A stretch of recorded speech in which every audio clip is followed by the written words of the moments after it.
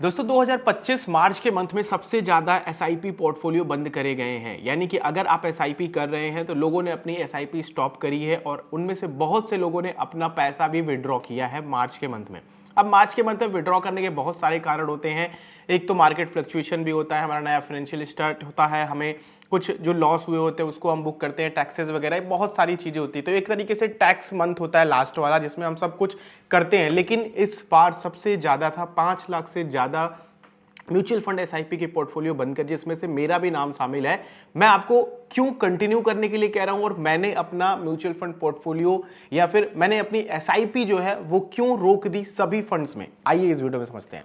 दोस्तों मैं हूं रवि, मैं इस तरह की वीडियोस बनाता रहता हूं। पिछले 7 सालों से मैं इंडस्ट्री में काम कर रहा हूं और इससे रिलेटेड वीडियोस बना रहा हूं। तो आप लोगों के लिए एक प्रॉपर नॉलेज मैं देने वाला हूं, तो वीडियो को शुरू से लेकर के अंत तक जरूर देखिएगा।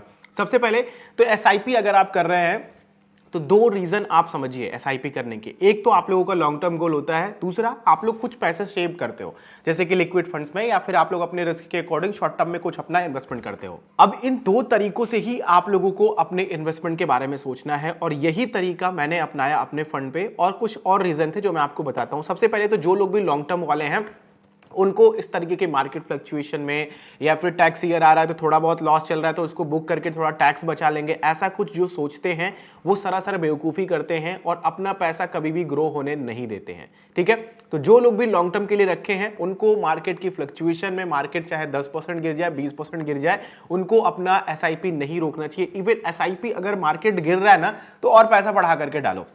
अगर आप 5,000 की एसआईपी कर रहे हो तो मैं कहता हूं 7,000 की एसआईपी करना स्टार्ट कर दो जब आपको लगे कि मार्केट में मंदी आने वाली है। इससे होगा क्या कि आप लोगों का अगर जो लॉन्ग टर्म का गोल है ना वो बहुत ही अच्छे तरीके से फुलफिल होगा और आप लोगों का जो वेल्थ क्रिएशन होगा वो अदर लोगों से और ज्यादा बेटर होगा। जो लोग 10-10 हजार रुपए की एसआईपी कर रहे हैं, अगर मार्केट गिर रहा है उस समय वो स्टॉप कर रहे हैं, और अगर आपकी 5,000 की भी एसआईपी है वो कंटिन्यू हो रही है सेम टेनर के लिए, तो आप लोगों का रिटर्न उनके बराबर होगा या फिर उनसे बेटर होगा।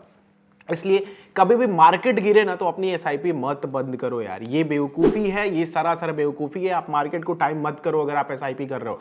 मार्केट चढ़ रहा है चढ़ने दो, लेकिन गिरते समय आप कभी भी अपनी एसआईपी मत बंद करो। इसको आप कहीं लिख करके रख लो।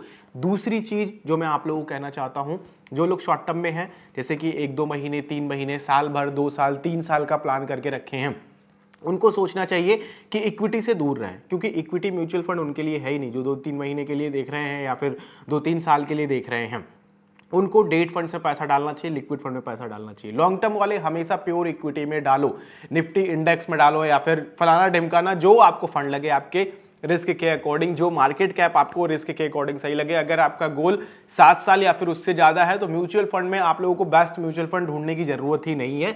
बस आप लोग अपना मार्केट कैप डिसाइड करो, जाओ देखो, आपको जिस पे भरोसा है उस पे जाकर के अपना पैसा डालने लगो। ये सिंपल सा तरीका है। अब मैंने अपना क्यों रोक दिया म्यूचुअल फंड एसआईपी, इसको समझिए। अब यहां पे मेरे भी 2 कारण है रोकने के। पहला तो मुझे एक लमसम इन्वेस्टमेंट करना था, ठीक है, निफ्टी में।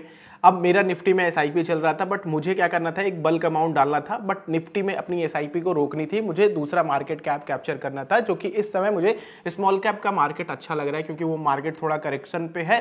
तो उधर अपना पैसा डालेंगे तो आने वाले 5 सालों में मुझे लगता है कि बेटर रिटर्न निकल आ पाएगा एज कंपेयर टू निफ्टी। तो वहां पे मैंने एक अपना लमसम इन्वेस्टमेंट करने के लिए वहां पे निफ्टी की एसआईपी रोक दी। दूसरा, अब मैं यहां पे स्मॉल कैप में पैसा डालने के लिए थोड़ा पैसा कलेक्ट कर रहा हूं, जिससे कि मुझे सही तरीके का इन्वेस्टमेंट मिल पाए। मैं बेसिकली क्या करता हूं कि हर महीने के लास्ट में अपना इन्वेस्टमेंट करता हूं। जैसे कि अभी अप्रैल का मंथ चल रहा है, मुझे लमसम डालना है, तो मैं लास्ट में आसपास वहां पे डालूंगा और किसी अच्छे स्मॉल कैप या फिर स्मॉल कैप मिड कैप का जो भी अच्छा फंड मुझे मिल जाए वहां डाल दूंगा। ये तो मेरा पहला रीजन था। दूसरा रीजन था दोस्तों कि मैं अपना पैसा जो एसआईपी कर रहा था, आपका 2 फंड्स थे जिनमें मैंने अपना रोक दिया एसआईपी। एक निफ्टी में जा रहा था और दूसरा मेरा एक सेक्टरल फंड था, ठीक है।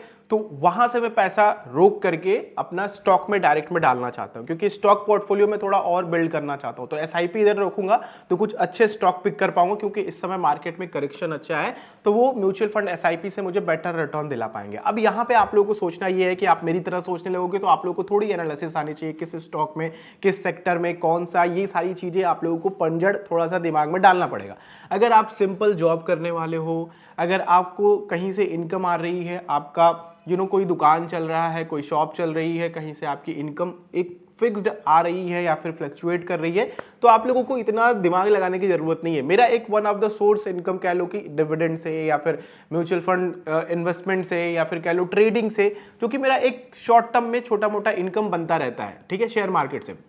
तो उन चीजों के लिए अगर आप कर रहे हो तो फिर करो, वरना अगर आप मेरी तरह नहीं हो तो आप मत करो, ठीक है। आपको अपना कंटिन्यू करना चाहिए, आपको अपने इन्वेस्टमेंट में ज्यादा स्मार्ट नहीं बनना है। स्मार्ट इन्वेस्टर वही है जो नॉन स्मार्ट है, ठीक है। अगर आप लॉन्ग टर्म में पैसा धीरे धीरे डालोगे तो आपका पैसा ग्रो होगा, और मार्केट जब गिरे ना तो थोड़ा और पैसा बढ़ा करके डालने की कोशिश करो, आपके रिटर्न्स बहुत अच्छे हो जाएंगे।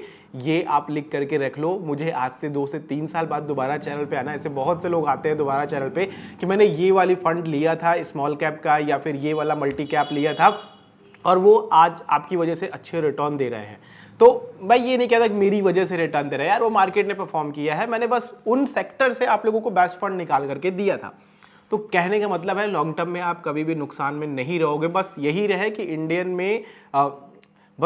कि इंडिया में किसी तरह की महामारी ना फैल जाए, या फिर इंडिया पे किसी तरीके का हथगोला ना गिर जाए, या फिर परमाणु बम ऐसे टाइप के।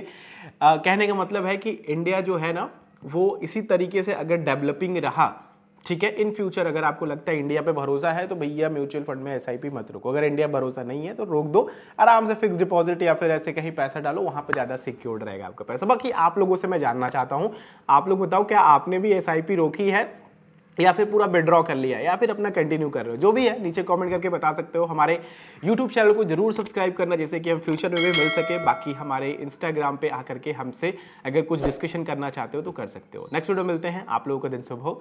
जय हिंद।